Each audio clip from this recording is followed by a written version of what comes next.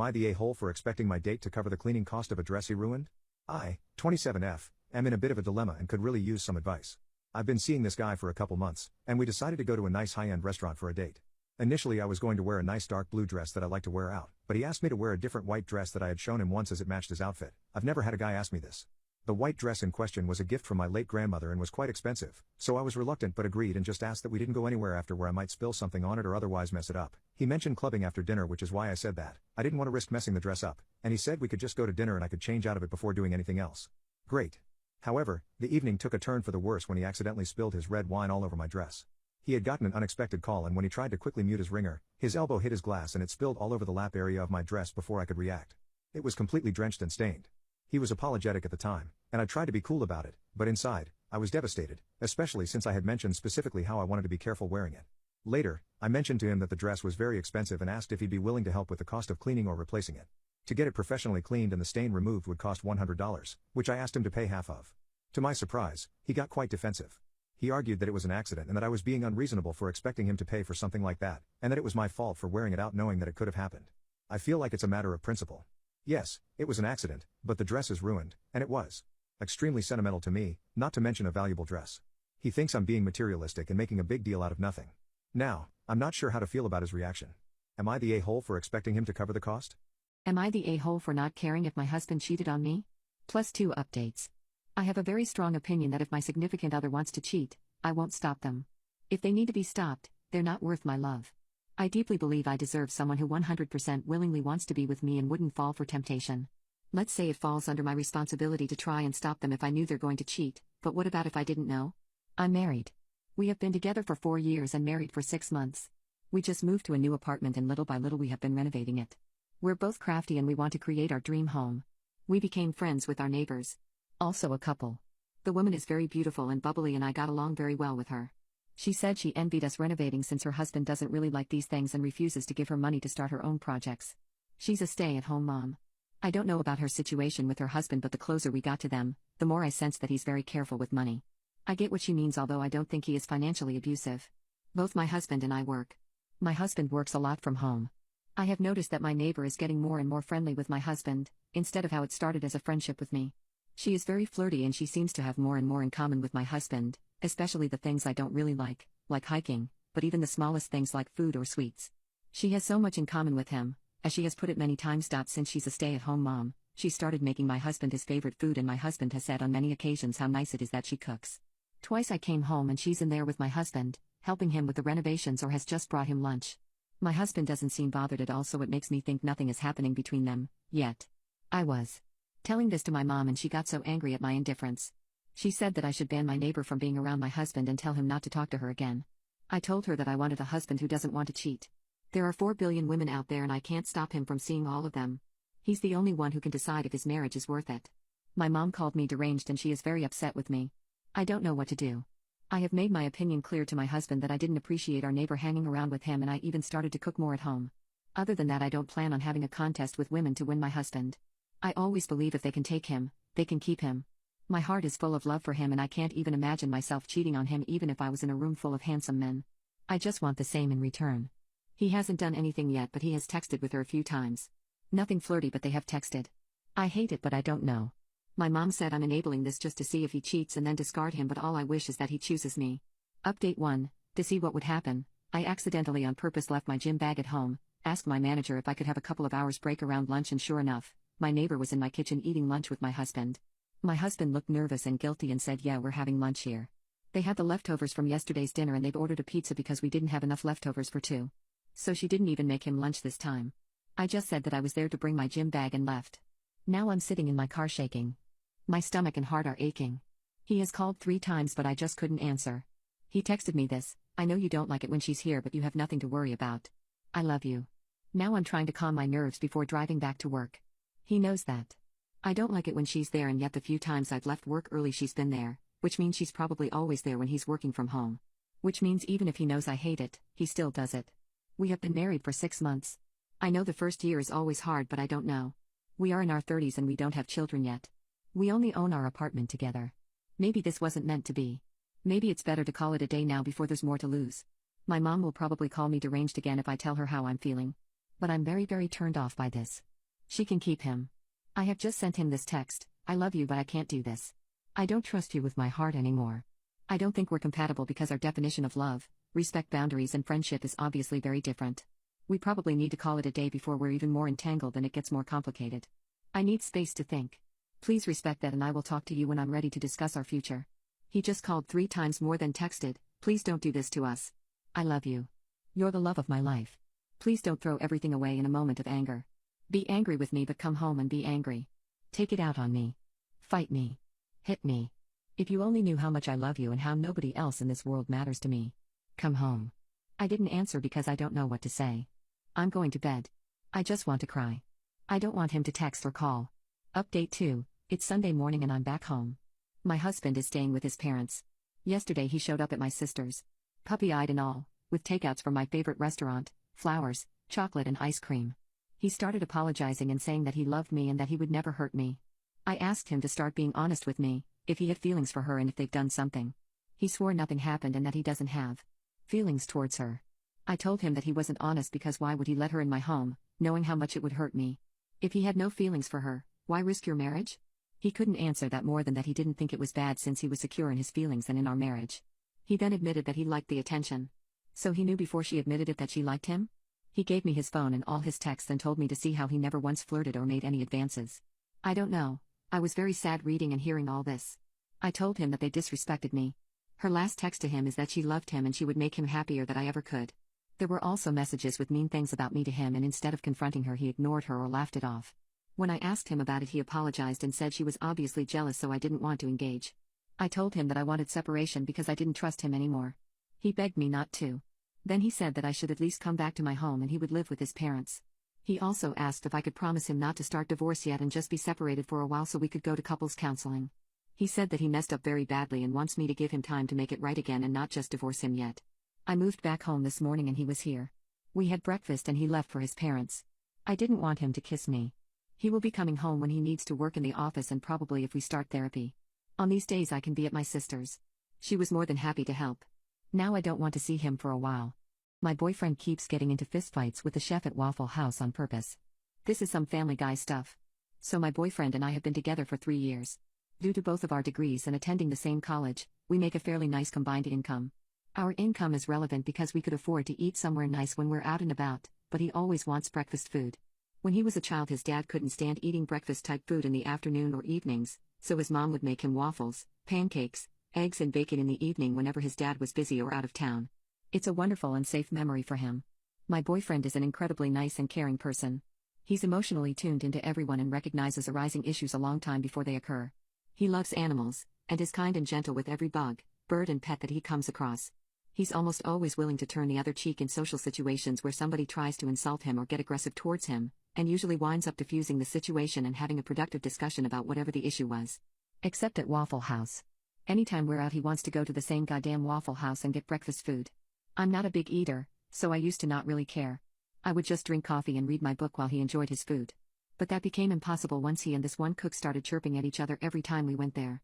My boyfriend complained about his eggs one time, because he likes them a little runny and they were served hard. The cook responded by giving him scrambled eggs. When he brought it up again the cook served him 2 hard-boiled eggs.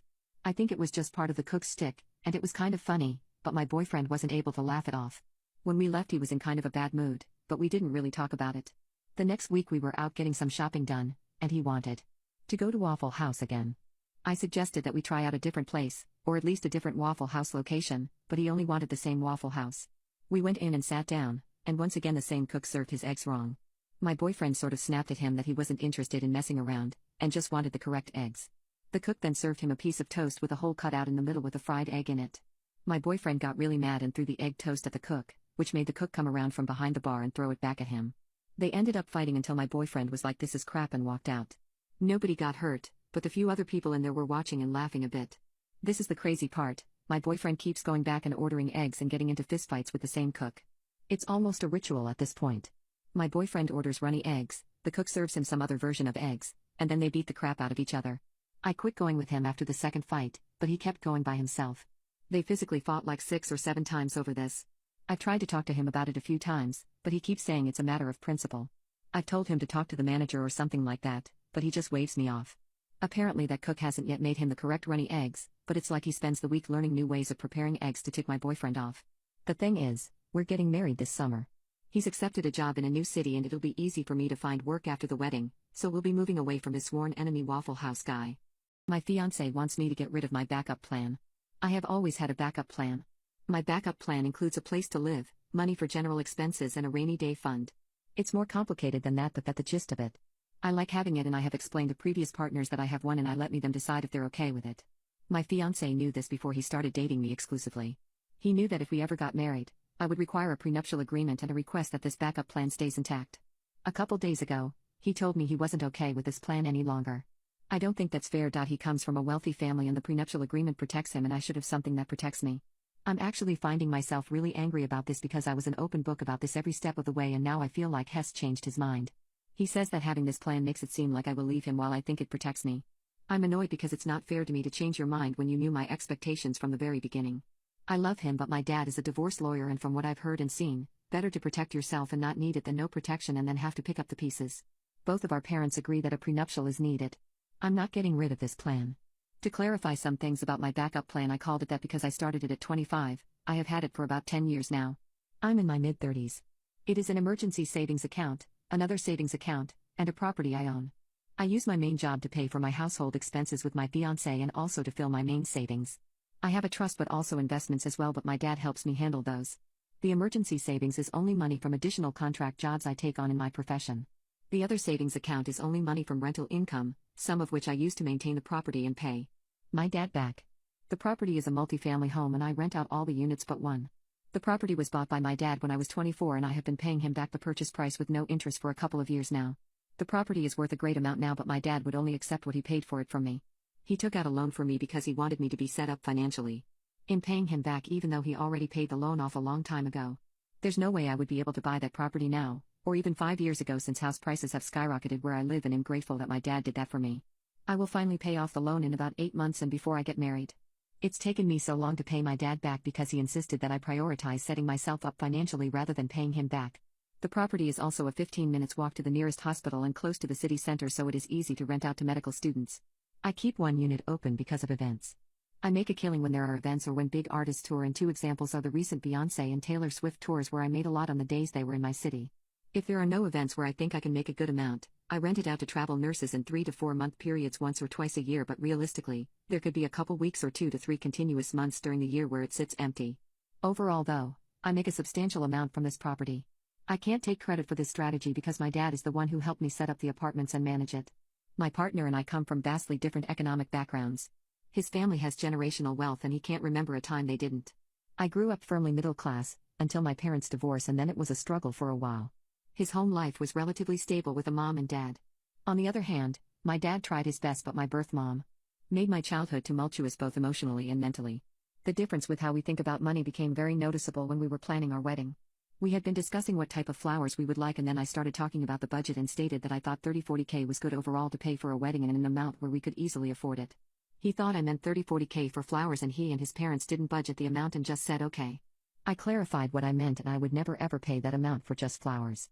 When it comes to the plan, my fiancé knew about it as soon as we were exclusive. I don't agree with people saying I shouldn't have told him. To protect my assets in the prenuptial agreement, I had to. I also told him because I felt he deserved to know. As we got more serious, especially with marriage, I told him more after talking to my dad and finding out what was okay to say so that he understood the extent of the plan. The reason I kept saying the backup plan was complicated was due to the prenup my dad came up with. It is very long and protects me very well, and my fiancé was, in his view, not prepared for the extent of it. My dad and I went to this extent due to what he had seen people do in divorces, but also mainly due to his divorce that affected us both. It didn't help that I further joked that my dad tried to cover for any loopholes, including asking his associates to look over the document and revising it if one was found. What I saw as protection, my fiancé saw as me having an out since my dad went to such an extent. The short part of it is that my fiancé was insecure about it. He grew up with a dad as the breadwinner and he was raised with this idea that he should be a provider, and my plan rattled him because it showed him that financially I didn't really need him.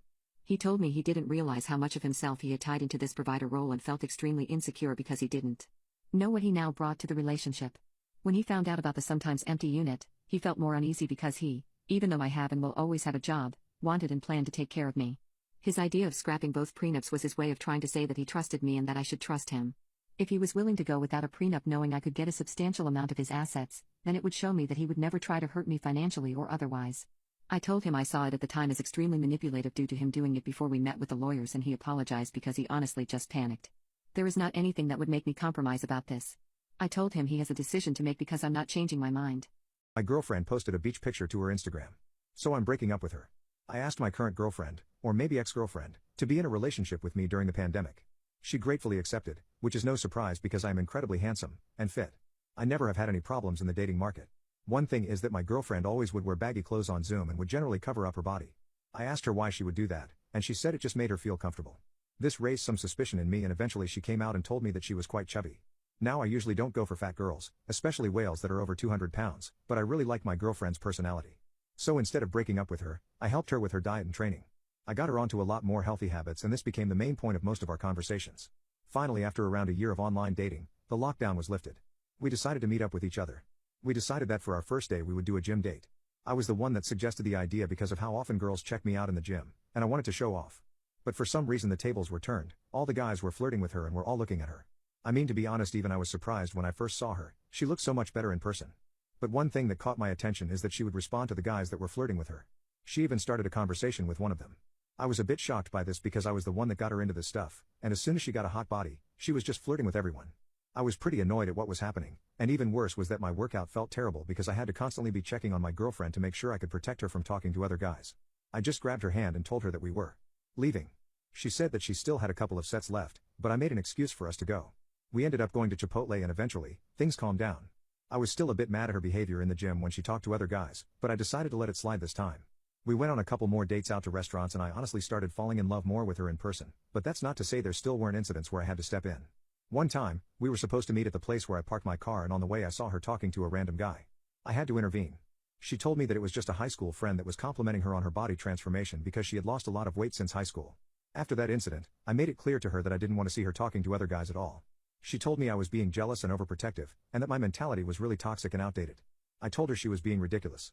This ended up causing our first fight in the whole relationship, and we just decided to go no contact with each other until one of us admitted the other was wrong. We went 3 days without talking, and I 100% wasn't going to cave in. I knew that she was flirting with other guys and that I was right. That day though, our mutual friend that introduced us invited both of us to a nearby beach to celebrate his 25th birthday. I wasn't sure how to tell him that me and my girlfriend weren't speaking with each other, so instead I just texted her saying that we should at least act normal for our friend's party, and she agreed that our relationship shouldn't come between our friends. When we got to the beach, I could immediately feel tension between us, and definitely not the romantic type. But I couldn't believe what she was going to do next. I wish I could take back the time and choose to have never helped her in the first place after what she did. We all went to the changing rooms, and when everyone came out, my girlfriend was wearing a two-piece bathing suit. It was more than revealing for her. I mean, she was basically wearing a thong. I tried not to think about it too much, but I saw how all the guys were looking at her, and it made me super angry and uncomfortable. It's so clear that she did it on purpose just to get their attention, and it definitely worked because after the group photo, my girlfriend asked if one of the guys could take a solo photo of her. Obviously she was just trying to be promiscuous again, but what really broke me was how she was posing in the photo. She decided for some reason that this would be the perfect time to show off her SS and small waist. I wasn't planning on confronting her at the party, but a couple minutes later when I saw those photos uploaded on her Instagram, I couldn't hold back and all HLL broke loose. In front of all of our friends, I started screaming at her about how just because we weren't talking now didn't mean she gets to act like a hoe.